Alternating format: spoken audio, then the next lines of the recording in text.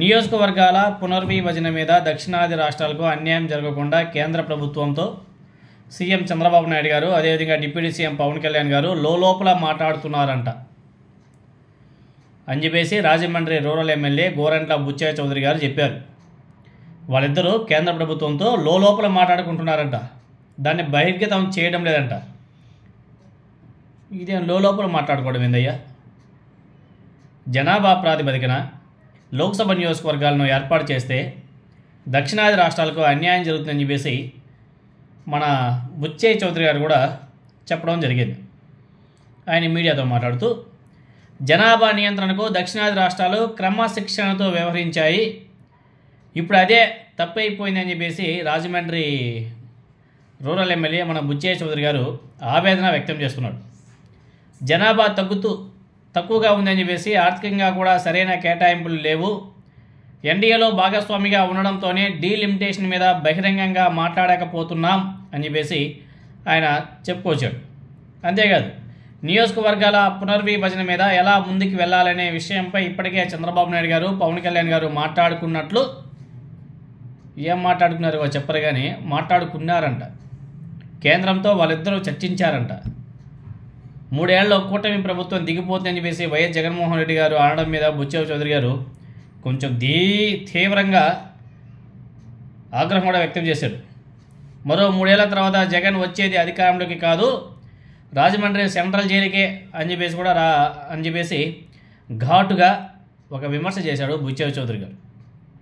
Liquor mining కుంభకోణాలు ఒక్కొక్కటిగా బయటకు వస్తున్నాయి, వాటిలో జగన్కు జైలు తప్పదు అని చెప్పేసి జోస్యం కూడా చెప్పేశాడు మన బుచ్చయ్య చౌదరి గారు.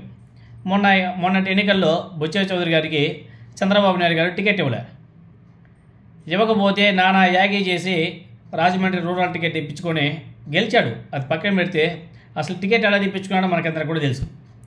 మరి ఆయన సరే పోనే, ఆయన ఎప్పుడో ఎన్టీ రామారావు గారి దగ్గర నుంచున్నాడు, ఆ కాలం నుంచున్నాడు ఆయన తెలుగుదేశం పార్టీలో. ఆయన ఎప్పుడైనా సరే మినిస్టర్గా పనిచేశాడా? మంత్రి పదవి వచ్చింది ఆయనకే, మంత్రిగా పనిచేశాడా? మరి బుచ్చయ్య చౌదరి గారికి నారా చంద్రబాబు నాయుడు గారు ఎందుకు వెనుబడి పడుస్తున్నాడు?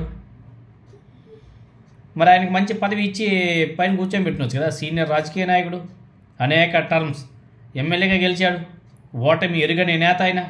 చంద్రబాబు నాయుడు గారి కన్నా ఎక్కువసారి ఆయన ఎమ్మెల్యేగా గెలిచాడు.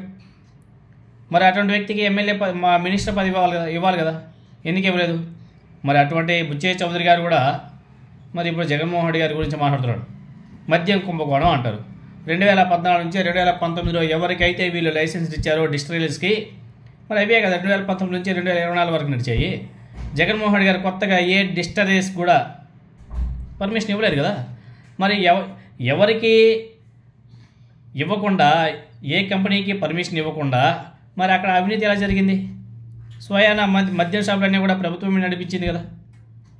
అదేందో మన బుచ్చయ్య చౌదరి గారు లెక్క ఏదో మనకు అర్థమయ్యేది. మరి డీలిమిటేషన్ మీద చంద్రబాబు నాయుడు గారు పవన్ కళ్యాణ్ గారు లోపల ఏదో మాట్లాడుకుంటున్నారంట. లోపల ఎందుకయ్యా? బహిర్గతంగా మాట్లాడచ్చు కదా. అదే మీ పర్సనల్ విషయాలా? ప్రజల సమస్యలు ప్రజలకే కదా చెప్పాలా. మళ్ళీ దాంట్లో ఏదో లోపల మాట్లాడుకోవడం, లోపల ఏం మాట్లాడుకుంటారు చెప్పండి?